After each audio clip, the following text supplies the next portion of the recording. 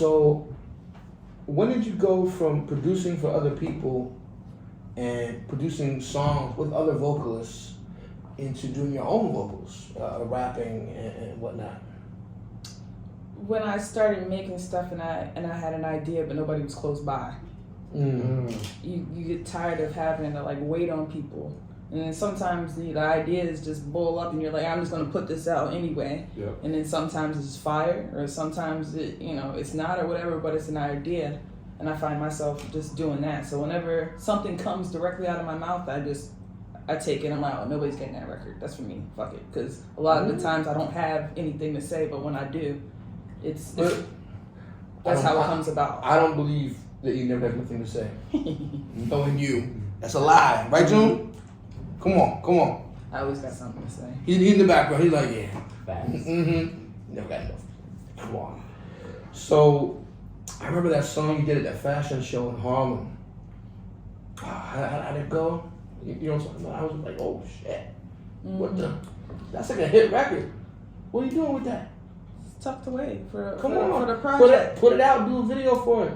Yeah, I got to be honest, I got like 3 albums I have not put out. In just the COVID. When COVID hit, it was just like everything was kind of like a standstill. You know, it was like, what do I do with this? Like, am I doing anything? Is anybody doing anything? Because the world kind of stopped. Right. So I put out an album during COVID. Yeah. I remember with Frank and Chuck and Yeah. Yeah. Shout to Frank Knight. Frank was goody, Sav. But yeah, I just found myself kind of trying to get inspired. You know, it was just a lot of stuff going on at that time where it was just like, I'm just gonna hold it. So I have a whole catalog of stuff, but it's better this year. It feels better. So now it's time to kind of hit the ground running. So this summer you'll be hearing from me all the time. Nice. Who would you like to work with, production-wise? Who would you like to make beats for? Like, who's your top 5 in hip hop, top 5 in R&B? Rappers? Now? They have to be alive. Jada? Jada Kiss. Okay. Can't go wrong with that. Kanye, of course. He's still around. I don't care what anybody said. Kanye. What if he's on the record talking all kind of Trump and anti-black, and anti-Jewish stuff, and all that craziness? Don't care. You don't care? Kanye. I care. Kanye, I love him, but Kanye, he's a different monster when it comes to lyrical stuff. You know what I mean? But gotta give him where credit's due. But how do you beef for Harriet Tubman? like who does that? Like who? What? I don't know. Okay. We gotta say I give up on Kanye. I'm sorry, y'all. Who else? Jesus, there's not that many rappers out here that I. You say Kanye, Jada Kiss.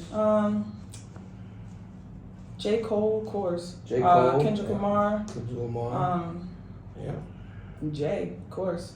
Jay-Z. Okay. R&B wise. Monet. What's her name? The one who's on my mama, on my hood. I don't remember her name, but she's new. She's not actually new, but she wrote mad songs for people, and she's been writing songs for like 10, 15 years. But when I heard that record, I'm not sure because I'm out of touch, old dude. Yeah, no, I heard that record and it was fire. She just won a Grammy. For that song? Yeah. Okay. And when I heard it come up, I was like, yo, this is a hit. And anybody that begs to differ is insane. Yeah. And it took months for that record to hit. And then all of a sudden it's everywhere, and she got a Grammy. So her for sure. Beyonce, of course. Rihanna. What about SZA? Thames. No offense, but no. Why, you think you wouldn't have the right chemistry with her? No, it's not even that. It's just she has a real I want to say like earthy like sound where it's like a lot of space if it makes sense, you know. And my records aren't really earthy and spacey. If I was to do a record, it would have been the one that her and DJ Khaled did.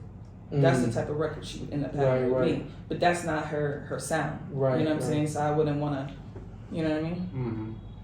Do you feel like you have a particular sound? Soulful. Anytime anybody listens to a beat, they always say that they felt it here. It's not like, you know, they said I felt it here. It didn't really have to be any words to it, but they felt it. It was a story. Right. So that's why you like Kanye, right? Yeah. So I think, you know, storytelling and just having the feel of it, because a lot of the times now with the music, it's all just quick and it's cool, but sometimes you want to have classics. You know, things that you can play forever. We're still playing Marvin Gaye records or, you know, Blue Notes and all these other old school records that keep coming back. Right. And they keep sampling them. So, you know, I want to make stuff like that never dies. Timeless Classic. music. I think that's really important. You know, I've always strived to make timeless records because, you know, you don't want to have something that's hot for a few months and then it's gone forever. Trending on TikTok. Yeah, I mean, you know, you have people that jump on different bandwagons. Like, for example, you know, trap was really popping and a bunch of New York rappers were trying to be trap rappers. And then it, you know, it died down a little bit. The drill was popping, and then, you know, Griselda came out and they brought back that boom bap sound, but kind of slowed down. And all these people who doing trap rap, all of a sudden they're rapping on Griselda beats. I'm like, you don't even like Wu-Tang though, like, and Rock Marciano. How you now you trying to jump on this wave? Like, figure out what you are and stay with it, because trends die. You That's know right. what I'm saying? So that's the one reason why I do what I want to do, and either you're gonna follow along or you're not. Like, it doesn't. I don't have time to be following trends. I'm gonna last forever, unlike some of you. Right. Like, think about the Rolling Stones. You know their classic rock records. You're not playing their disco record when they jumped in the bandwagon. Like, it's not happening. No, it's not. So it's the same, you know, just.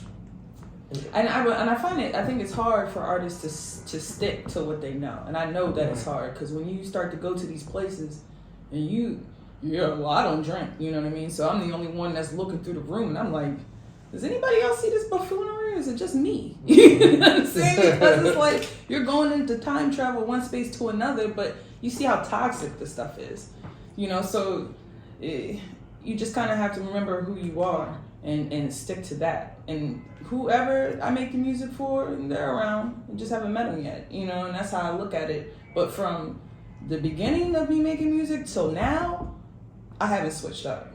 You couldn't get me to switch up because it's not part of my vibe. If I touch a board, it's gonna be, oh, that's soul, oh, that's fire. Like, it's just no.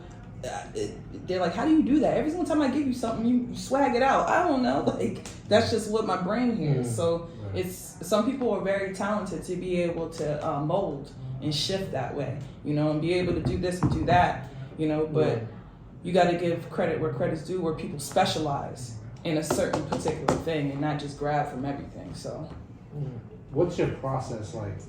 Take me through like a day in the life of Produceherbeats when she's making a beat.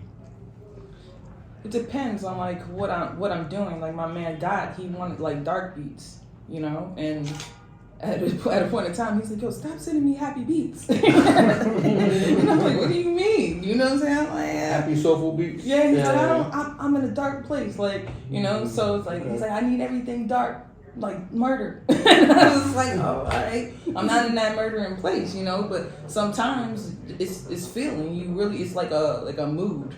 You know, you find something that you hear, and you literally take it. And it's like, oh, I could be feeling a guitar that I hear. Boom, put the guitar in. It's like, all right, boom, I already know what type of hi-hat I want. So I'm going to go and find a hi-hat, play it out, synchronize it, get a snare, find my drums, pick the different drums, but it's all about a feel and a particular sound. So, you know, once you learn your DAW and how you do things, then it's easy to kind of maneuver your sessions. But everybody works differently. But for me, I like sampling. Like, sampling is like my main thing. So I'll try to find something that's a riff and take from it. A lot of people will take a whole loop. Right. It's different. If you're just pulling whole loops and putting hi-hats and snares over, I can't give you no respect, and I'm sorry. At the end of the day, you gotta chop it you up. gotta be able to chop it up. I don't want to know what the record is. I want to be surprised when you play, yo, this is what this. Oh shit! Like, oh really? Oh, that's crazy. But I don't want to hear it looped out. Like, what's going on today is a little bit disrespectful. You gotta hit the loop. Like, They're just taking the old classic samples and they just putting the Baltimore and Jersey drums on it and crazy hi-hats and calling it a hit, and it's just like, it, you know, it is what it is. But the people that do the craft, they know. do you make your own drums? Yeah, I do. I try to record my own sounds and stuff too. So depending on like what I hear, you can record anything for real, and drag it in the DAW and just cut it up. But I do like to take the drums from samples and then clean it out and take like a specific hi-hat, and make my packs that way. So I do that.